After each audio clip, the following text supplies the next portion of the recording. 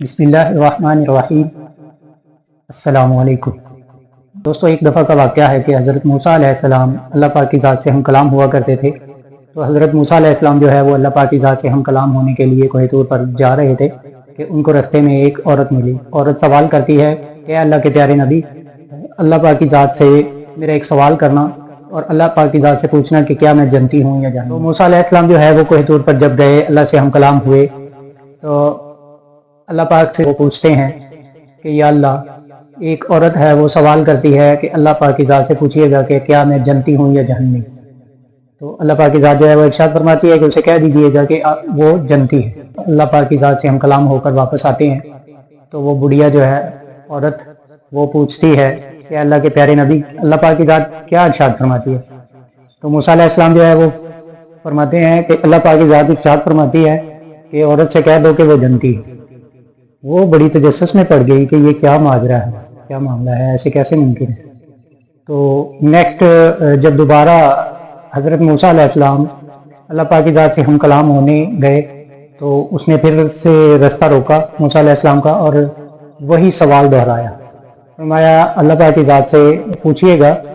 کہ کیا میں جنتی ہوں یا جہنمی۔ تو موسیٰ علیہ السلام جس طرح پہلے ہم کلام ہوتے تھے اپنی باتیں کی اللہ پاک کی ذات سے،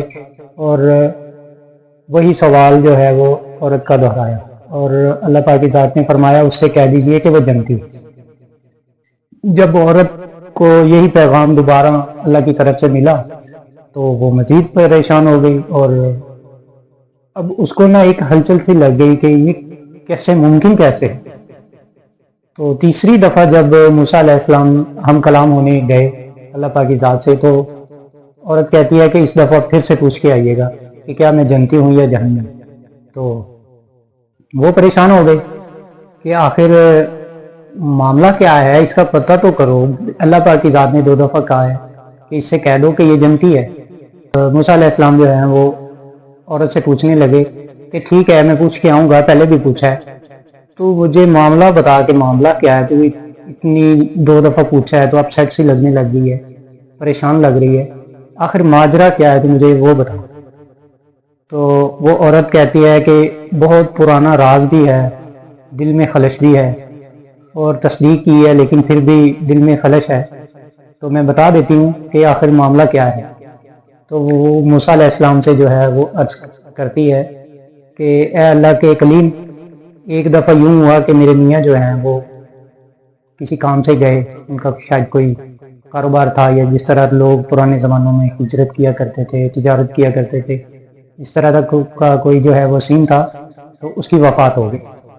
میرے ہاں بیٹا پیدا ہوا، بیٹا جب اس کی وفات ہوئی تو بیٹا ماشاءاللہ سے کافی بڑا تھا، تو میاں کی وفات ہو گئی، میاں جو ہے وہ اللہ کو پیارے ہو گئے، تو آگے پیچھے کوئی نہیں تھا، میں اکیلی تھی۔ تو میں نے سوچا تعلیم کی غرض سے اور پھر ہنر کی غرض سے کیوں نہ ایسا ہو کہ میں اپنے بچے کو باہر بھیج دوں۔ باہر سے مراد ہجرت کرتے تھے، کسی اور جگہ چلے جاتے، کسی اور ملک میں چلے جاتے، جیسے شام سے مصر چلے گئے، جیسے مطلب مدینے سے مکہ چلے گئے، اس طرح اس نے نا اپنے بیٹے کو بھیج دیا، اور وہ 20 سال بعد لوٹا۔ جب وہ 20 سال بعد لوٹا تو جس طرح اس کا باپ خوبصورت تھا، اسی طرح جب وہ میرا بیٹا جوانی میں آیا تو انتہائی پیارا اور خوبصورت لگنے لگ گیا۔ چھوٹا سا تھا جب میں نے اس کو بھیجا تو مجھے بہت پیارا لگا، بیٹا ہی تھا۔ تو ہوا کچھ یوں کہ میں نے اپنی میاں والی ریلیشن جو ہے نا وہ اس کے ساتھ رکھنی سٹارٹ کر دی۔ بچے کو پتہ نہیں تھا کہ یہ میری ماں ہے، تو بس یہ معاملہ ہے، یہ ماجرا ہے۔ اس وجہ سے میں تسلی کرتی تھی کہ کیا میں جنتی ہوں یا جہنمی، کیونکہ یہ میرا بیٹا میری خامد کی جگہ پہ میرے ساتھ رہ رہا تھا۔ تو موسیٰ علیہ السلام بھی پریشان ہوئے کہ ایسا ممکن ہی نہیں ہے۔ تو خیر مختصر یہ کہ موسیٰ علیہ السلام چلے گئے، اللہ پاک سے ہم کلام ہوئے تو بات ہوئی، تو موسیٰ علیہ السلام پوچھتے ہیں یا اللہ، وہ عورت ملی تھی، اس نے کہا کہ اللہ پاک کی ذات سے پوچھئے گا کہ میں جنتی ہوں یا جہنمی۔ تو اللہ پاک کی ذات ارشاد فرماتی ہے کہ اس سے کہہ دیجئے کہ وہ جہنمی ہے۔ موسیٰ علیہ السلام بھی پریشان ہو گئے، پہلے بھی پریشان تھے اس عورت کی بات سن کے، مزید اور ہو گئے کہ یا اللہ یہ کیسا ماجرا ہے، آپ نے پہلے 2 دفعہ کہا ہے کہ عورت جنتی ہے، اس دفعہ آپ نے کہا ہے کہ عورت جنتی ہے، تو آخر مسئلہ کیا ہے؟ تو اللہ پاک کی ذات ارشاد فرماتی ہے کہ اس نے جو معاملہ کیا ہوا تھا وہ چھپا ہوا تھا، وہ ایک راز تھا، اس نے راز افشاں کر دیا، راز بتا دیا۔ ٹھیک ہے آپ نبی ہو، لیکن راز اس نے بتا دیا، آپ گواہ بن گئے، اس نے اقرار کیا، تو گواہ بننے پر اس کا جرم جو ہے وہ ثابت ہو گیا۔ اب جو ہے جب حشر کا میدان لگے گا یا جب حساب کتاب سٹارٹ ہوگا تو یہ شہادت ہوگی کہ وہ عورت اقرار کر چکی ہے کہ میں اپنے بیٹے کے ساتھ اپنی زندگی جو ہے وہ ایک اس کو ایسے رکھا ہوا ہے جیسے خامد کے ساتھ رہ رہی ہوں، اس کو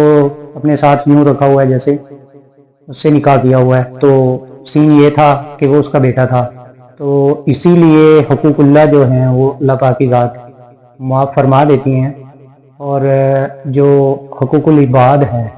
لوگوں کے حقوق، راز والی باتیں، حدیث شریف کا مفہوم ہے کہ رسول اللہ صلی اللہ علیہ وآلہ وسلم ارشاد فرماتے ہیں اگر ایک شخص نے کسی دوسرے شخص کو سرگوشی کے لیے کہا کہ ادھر آؤ بات سنو، یوں اس کے کان میں بات کہی راز کے طور پر، تو اس کو چاہیے کہ وہ اس کے راز کو راز رکھے، کسی کو نہ بتائے۔ اگر اس نے یہ راز مطلب اس نے کہا نہیں کہ یہ میں راز بتا رہا ہوں کسی کو نہ بتائیے گا، اس نے صرف سرگوشی کے لیے کہا کہ کان کرو بات کرتا ہوں، تو اس کو چاہیے کہ اس کے راز کو راز رکھے، یہ اس نے راز بتایا۔ اگر وہ اوپن بات کرنا چاہتا تو ویسے اونچی آواز سے کرتا، تو اس لیے حقوق اللہ جو ہے وہ معاف فرما دیتی ہے، اور حقوق العباد جو ہیں وہ ان کا بھائی حساب کتاب ہوگا اور ضرور ہوتا ہے۔ توبہ کر لیجئے، میں اور آپ مل کر سب، اور 5 وقت کی نماز ادا کیجیے اور راز کو راز رکھیے۔ ہم گناہ کرتے ہیں، بھول جاتے ہیں، لیکن نیچر اب کیا بن گئی ہے، گناہ کرتے ہیں وہ اچھے سے بتاتے ہیں کہ ہم نے بھائی یہ کر دیا، ہم نے یہ کر دیا، ہم نے ایسا کیا، ہم نے ایسا کیا۔ تو رسول اللہ صلی اللہ علیہ وآلہ وسلم کا ارشاد ہے کہ یہ قیامت کی نشانیوں میں سے ایک نشانی ہے کہ روز لوگ گناہ کریں گے اور اس کو ایسے ہی اچھالیں گے، ایسے ہی بتائیں گے خوش ہو کر کہ میں نے یہ کر دیا، میں نے ایسے کیا، میں نے ایسے کیا۔ تو آج کی ویڈیو میری اتنی تک ہی، ویڈیو اچھی لگے تو لائک اور شیئر کر دیجئے۔ ملتے ہیں نیکسٹ ویڈیو میں، تب تک کے لیے اجازت دیجیے، اپنا بہت سارا خیال رکھیے، اللہ حافظ۔